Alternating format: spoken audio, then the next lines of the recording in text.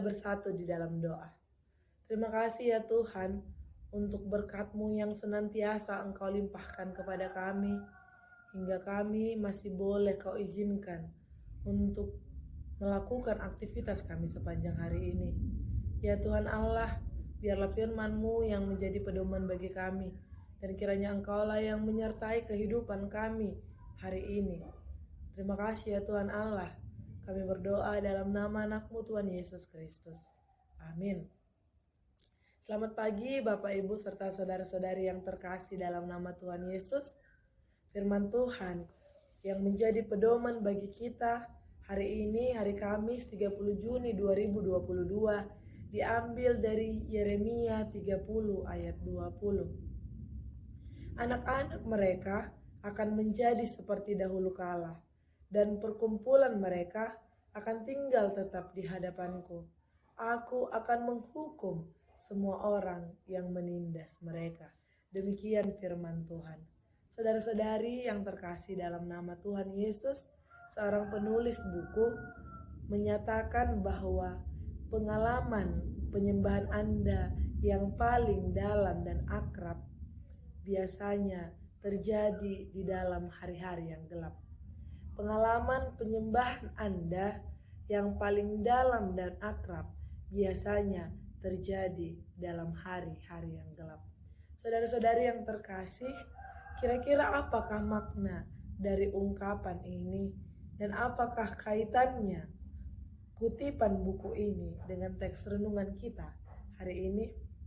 Dalam teks renungan kita hari ini, kita diperhadapkan dan kita diajarkan dan kita melihat bahwa Allah bertindak sebagai pemulih.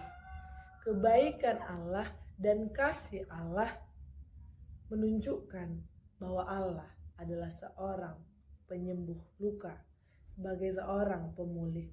Israel yang kala itu dibuang merasakan penderitaan yang cukup dalam, merasakan trauma yang besar dalam masa-masa pembuangan itu.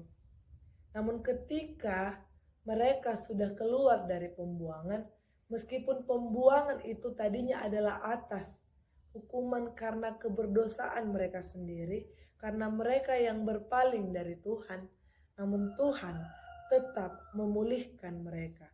Tuhan tetap mengasihi mereka. Allah tidak membiarkan dan melepaskan mereka. Namun sebaliknya, Allah justru menghendaki supaya mereka kembali seperti sedia kala keadaannya, supaya mereka, perkumpulan mereka tetap di hadapan Allah. Seperti topik renungan kita, seperti nats renungan kita pada hari ini. Saudara-saudari yang terkasih, dalam renungan hari ini terhadap permasalahan yang dialami oleh Israel dan terhadap janji pemulihan yang diberikan Allah, kita dapat mempelajari 3 hal besar. Yang pertama, bahwa Allah mempunyai tujuan di balik setiap persoalan yang dihadapi. Saudara-saudari, tidak ada satu orang pun dari antara kita yang mau dan yang mengharapkan suatu persoalan hidup datang ke dalam diri kita masing-masing. Namun, tidak seorang pun dari kita yang mampu untuk menghindari atau menghalangi persoalan terjadi di dalam diri kita. Setiap situasi, suka dan duka dipakai Allah untuk mengembangkan karakter kita. Di dalam penderitaan, kita diajak untuk semakin dekat dengan Tuhan. Di dalam penderitaan, kita belajar tentang Tuhan yang tidak kita pelajari dengan cara yang lain. Saudara-saudari yang terkasih dalam nama Tuhan, kebanyakan dari antara kita justru membutuhkan Tuhan di saat-saat masa terkelam. Ketulusan kita untuk meminta pertolongan Tuhan justru terjadi di masa-masa yang kelam. Masalah memaksa kita untuk memandang kepada Tuhan dan bergantung kepada Tuhan. Pelajaran yang kedua adalah bahwa kita harus senantiasa memiliki pengharapan. Harapan itu sama pentingnya dengan napas, dengan udara dan air di dalam kehidupan kita. Maka tanpa itu kita tidak bisa bertahan hidup. Oleh karena itu kita sebagai orang Kristen pun harus memiliki pengharapan. Karena tanpa pengharapan kita tidak mampu bertahan. Namun harapan itu muncul karena kita sudah memiliki tujuan. Oleh karena itu mari kita tetapkan tujuan hidup kita. Tujuan hidup kita adalah untuk hidup oleh dan untuk serta menurut rencana Allah.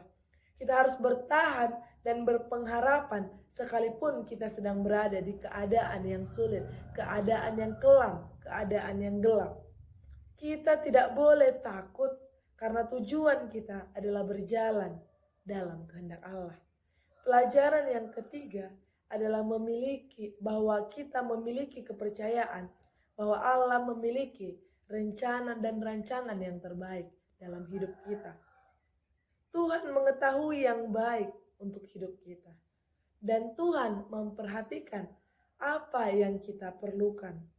Dengan mempercayai dan fokus terhadap konsep pemikiran yang demikian, maka kita akan mengurangi rasa sakit kita terhadap persoalan yang sedang kita hadapi. Karena fokus kita adalah sudah menuju kepada Tuhan. Fokus kita adalah bahwa Tuhan akan menolong kita.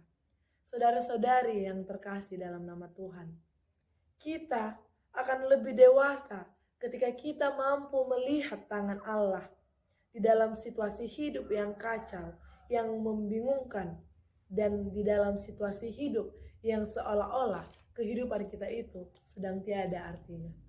Saudara-saudari yang terkasih dalam nama Tuhan, kiranya firman Tuhan hari ini mampu menguatkan kita untuk melaksanakan aktivitas kita sepanjang hari, juga untuk melalui segala persoalan yang sedang kita hadapi.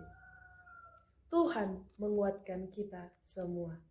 Tuhan Yesus memberkati. Amin.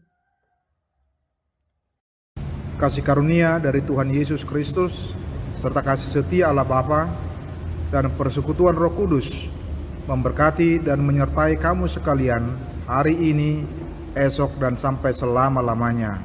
Amin.